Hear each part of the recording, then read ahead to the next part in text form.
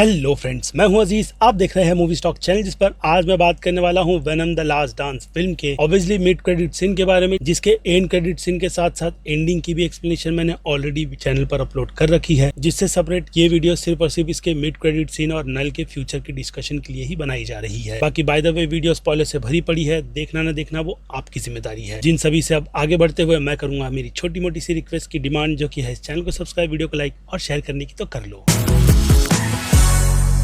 So friends, तो venom के symbiotes के पूरी तरीके से खत्म हो जाने के साथ ऑब्वियसली कोडेक्स जैसी की भी खत्म हो चुकी है, जो कि वेनम ने एडी के साथ बॉन्ड होने के बाद बनाई थी। यानी एक परफेक्ट बॉन्डिंग, जिस तरीके की बॉन्डिंग पर काफी ज्यादा शक आज से दशकों में जब भी ये सिम्बायोट्स दूसरों के साथ करते हैं रहता ही है, जिसमें वेनम का सिम्बायोट्स इतना ज्यादा परफेक्ट था कि उसने एडी के साथ बहुत ही अच्छी तरीके से मर्ज कर अपनी तालमेल बनाई थी। और समहाउ फिल्म के पहले पार्ट में एडी जो मर गया था, उसी से रीजनरेट कर ये की जनरेट हुई है, जो की आगे जाकर स्पाइडर वर्स में वो की सीधे सीधे डेलन के कैरेक्टर यानी कि एडी के बेटे को मिलती है। अब डेलन का कैरेक्टर ही खुद में आप कह सकते हो कि कोडेक्स के नाम से ही जाना जाता है, जिसकी हिस्ट्री ही अलग है, लेकिन इतना ध्यान में रखकर चलो कि ये कैरेक्टर भी नल की टक्कर का है, जिसे फिलहाल तो किंग इज ब्लैक में छुपा करके रखा जाता है। रीजन ऑब्वियसली नल उसी के लिए अर्थ पर आकर जो डिस्ट्रक्शन शुरू करता है, ऑब्वियसली अपनी पावर दिखाने के लिए, और साथ ही साथ उसे भी खुद के साथ मिला करके वो खुद को और भी काफी ज्यादा सुपीरियर बनाना चाहता है, जो कि वो ऑलरेडी है। क्योंकि कॉमिक बुक की शुरुआत में ही वो जब अर्थ पर आता है, तो वहां पर आते के साथ में वो सेंट्री के कैरेक्टर के 2 टुकड़े करता है। ये चीज राइटर्स की तरफ से इसलिए डाली गई ताकि वो लोग ये बता सके कि नल का खौफ और ये कैरेक्टर कितना ज्यादा बैडएस है। और हो भी कि ना, अवेंजर्स की सारी टीम की ये बैंड बजाने के बाद समहाउ एडी को भी मार ही देता है। लेकिन वो सारी बात फिल्म के इस मिड क्रेडिट सीन को डिस्कस कर करे तो ज्यादा बेटर रहेगा, क्योंकि किंग इज ब्लैक वाला टाइटल अभी रिसेंटली काफी ज्यादा स्ट्रॉन्ग रूमर के अकॉर्डिंग निकल कर आया था कि स्पाइडरमैन 4 का है। लिटरली स्पाइडरमैन 4 का ये टाइटल मुझे बहुत ही अनजस्टिफाई लगा, क्योंकि ये कहानी सिर्फ और सिर्फ वेनम और उसकी प्रेजेंट को दिखाने के लिए कॉमिक बुक में लिखी गई थी कि वो आगे जाकर कितना ज्यादा सुप्रीम बनेगा, या फिर सिंपली कहूँ तो किंग ऑफ क्राउन बनेगा। लेकिन अगर ये टाइटल सीधे सीधे स्पाइडरमैन के कैरेक्टर को दे दिया जाए तो ये बहुत ही ज्यादा अनजस्टिफाई है, तो ये बहुत ही बुरे रास्ते जाएंगे, जिसकी अभी मैंने आपको उस वीडियो में कंफर्मेशन ऑलमोस्ट रूमर के तौर पर दी है। नल के कैरेक्टर अभी के लिए तो इस यूनिवर्स में वेस्ट होने वाला है, जिस स्टोरी लाइन पर वो लोग आगे बढ़ना चाहते हैं। लेकिन लेट्स होप के मार्वल की प्लानिंग सोनी के यूनिवर्स में भी मर्ज होकर के उन्हें एक परफेक्ट डायरेक्शन दिखाए, क्योंकि वेनम की इस स्टोरी लाइन में अगर स्पाइडरमैन को इंक्लूड करना है तो मुझे लगता है कि स्पाइडरमैन करप्ट होगा, वही चीज इस कॉमिक बुक को भी जस्टिस देगी, और कहीं ना कहीं स्पाइडरमैन की फिल्म के आर्क को भी। ऊपर से मल्टीवर्स वाली जो सागा चल रही है उसे भी प्रॉपर एंड करना है डॉक्टर डूम के कैरेक्टर को दिखा करके। तो फिर ऐसे में अगर सोनी वालों ने अपना पूरा ही फोकस टॉम हॉलैंड के कैरेक्टर को स्ट्रॉन्ग बनाने में डाल दिया, तो भाई फिर से कहूंगा कि ये बहुत ही वेस्ट अपॉर्चुनिटी है, वो भी नल जैसे कैरेक्टर को इंट्रोड्यूस करवाकर। जिस रास्ते वो लोग कैसे जाने वाले हैं उसका मुझे कोई भी आइडिया नहीं है, क्योंकि दूसरी तरफ इस फिल्म के अंत में भी नल यही कहता है कि वॉरियर मर चुका है, यानी अब उसे पूरी दुनिया पर कॉन्कर करने से कोई रोक ही नहीं सकता, जो कि फिलहाल तो अपने होम टाउन यानी कि बनाए गए टाउन क्लिंथर पे पूरी तरीके से कैद है, जो डेफिनेटली उसकी एक प्रिजन ही है, जिसे वहां पर ट्रैप करने का पूरा क्रेडिट जाता है थॉर को। उसने अपनी लाइटनिंग की पावर को यूज करते हुए उसे उसका एहसास भी दिलाया था कि उसे किससे डरना चाहिए। फिर क्या था, उसका जब कनेक्शन सारे ही सिम्बायोट से टूटा था, तभी जाकर के उसी के सिम्बायोट यानी कि उसके बच्चों ने उसे उस प्लेनेट पर कैद कर दिया, जहाँ से फिलहाल तो वो हिल नहीं सकता। और एग्जैक्ट वही सिचुएशन हमने इस पूरी फिल्म में भी देखी। लेकिन ये सारी ही चीजें नल खुद की नेक्रोसॉर्ड घूम जाने के बाद करता है, जो कि डेफिनेटली किसी और को नहीं बल्कि गॉड द गॉड बुचर को मिलती है। और उसका कुछ अंश ब्लैक नाइट का शायद कैरेक्टर है उसमें भी है, और एक और कैरेक्टर है, मैं नाम भूल गया हूँ। लेकिन कॉमिक बुक की उस एक्सप्लेन सीरीज को मैं शुरू करूंगा तो पूरी डिटेल के साथ बताऊंगा, क्योंकि वहां से जब वो एस्केप होता है थैंक्स टू कार्नेज, तो फिर हाँ वहीं से शुरू होती है किंग इज ब्लैक वाली पूरा स्टोरी का आर्क, या फिर कहूँ कॉमिक बुक की कहानी, जिसमें जैसे कि मैंने कहा वेनम के कैरेक्टर को ही सेंटर में रखकर उसे बहुत ज्यादा सुप्रीम बनाया जाता है। इसलिए मैं चाहूंगा कि नल जैसे कैरेक्टर को सिर्फ आने वाली स्पाइडरमैन की फिल्म में ही इंक्लूड कर वो लोग ऐसे ही बिल्कुल वेस्ट ना करे, क्योंकि इसका माहौल या फिर कहूँ एक नशा ठीक थैनोस जैसे ही चढ़ता है, जिन्हें एमसीयू वालों ने प्रॉपर यूज कर एक अच्छा खासा टाइम लिया, या फिर कहूँ शायद 10 साल का टाइम पीरियड, जिसके बाद जाकर के उन्होंने थैनोस के कैरेक्टर को प्रॉपर इंट्रोड्यूस करवाते हुए ये बता दिया कि वो कितना बैडएस विलन है। जो चीजें फिलहाल तो सोनी वालों ने इस फिल्म के एंड से बहुत अच्छी तरीके से नल को दिखा करके की भी है। लेकिन हाँ, सीजी फिलहाल तो बुरा था, जिसे आई होप कि वो लोग काफी ज्यादा इंप्रूव फ्यूचर में अगर उस कैरेक्टर को दिखाने की पूरी प्रिपरेशन जो कर बैठे हैं उसमें कर ले, क्योंकि इस फिल्म में वो जिस तरीके से नरेशन दे रहा था डेफिनेटली वो हम ऑडियंस से ही बात कर रहा था, जिस इसकी अगर दूसरी थियरी पर जाऊं तो कॉमिक बुक में ऐसा नरेशन अगर कोई कैरेक्टर कर रहा है तो वो डेफिनेटली वॉचर्स का कैरेक्टर ही है, तो हो सकता है कि वो ये चीज किसी और को नहीं बल्कि वॉचर्स को ही बता रहा है। यानी समहाउ नल का कैरेक्टर इतना तो स्ट्रांग है कि उसे वॉचर्स की प्रेजेंट का भी पता है, जो डेफिनेटली एक अच्छी ही बात है मेरी नजर में इस काफी बैडेस कैरेक्टर को इंट्रोड्यूस करवाने के लिए। क्योंकि जहां कॉमिक बुक में इस कैरेक्टर को बहुत ही अच्छा बिल्डअप देते हुए जिस किसी भी विलन को इंट्रोड्यूस करवाया गया, जिनमें से गॉड द गॉर बुचर, उसकी नेक्रोसॉर्ड्स की हिस्ट्री नो डाउट आज भी बहुत ही ज्यादा यादगार है और उतना ही यादगार इस कैरेक्टर की कॉमिक बुक का रन था। बाकी एमसीयू में भी हमें जिस तरीके से गॉड द गॉर बुचर के कैरेक्टर का मिसयूज होता हुआ दिखा है, और हाँ नेक्रोसॉर्ड का भी, बाकी हेला का क्या हुआ, ब्लैक नाइट, इन सारी चीजों के सस्पेंस पे से अब तक पर्दा नहीं उठा है, जो मैं चाहता हूँ कि अब अच्छी तरीके से ये लोग टीम अप कर ही करे। क्योंकि जहाँ सोनी वालों ने अपने यूनिवर्स को जिस तरीके से बर्बाद कर डेफिनेटली मार्वल वालों की ही बात सुनी है, तो दूसरी तरफ मार्वल को भी इस कैरेक्टर को कैसे यूज करना चाहिए उसका लेसन तो Thor love and thunder film के काफी बुरे रिस्पॉन्स से उन्हें ले लेना चाहिए, जिसमें भले से ही फिल्म ने बॉक्स ऑफिस पर अच्छे नंबर क्यों ना जनरेट किया हो, लेकिन फिर भी मार्वल तक ये बात तो पहुंची थी कि फैंस उस फिल्म से कितनी ज्यादा हेट करते हैं। इसलिए खुद क्रिस हेम्सवर्थ ने भी उस फिल्म पर कई बार स्टेटमेंट दी है और ये भी बात बताई है कि थॉर के कैरेक्टर को वो बहुत ही ज्यादा सीरियसली लेकर के फैंस के साथ जस्टिस करेगी। इसलिए ऐसे में नल का कैरेक्टर परफेक्ट लगता है मुझे, जिसे जैसे कि मैंने कहा दोनों ही स्टूडियो अच्छी तरीके से यूज कर खुद के कैरेक्टर्स कभी इधर तो कभी उधर भेज सकते हैं। यानी यहाँ पर पैसा ही पैसा होगा वाला हिसाब भी बैठता है, जिसके लिए अब इनकी डील किस तरीके की हुई है उसकी इन्फॉर्मेशन मैं कलेक्ट करने की कोशिश करूंगा। जहाँ पर फिलहाल तो मैंने आपको मिड क्रेडिट सीन के अलावा और भी कई सारी डिटेल दी है, जिन सभी पर अब आपकी क्या राय बनती है वो आप मुझे कमेंट में लिख कर बताइएगा। बाकी एंड क्रेडिट सीन की एक अलग वीडियो टाइम मिले तो देखना जरूर, क्योंकि अब वक्त बन पड़ा है इस वीडियो को यहीं पर दी एंड करने का। बाकी मैं हूँ Aziz, movie stock channel like share subscribe भूलना मत, मिलूंगा जल्दी दूसरी किसी वीडियो में। Till then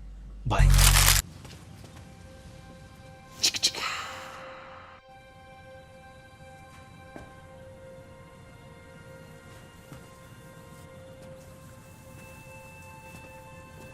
You're still here.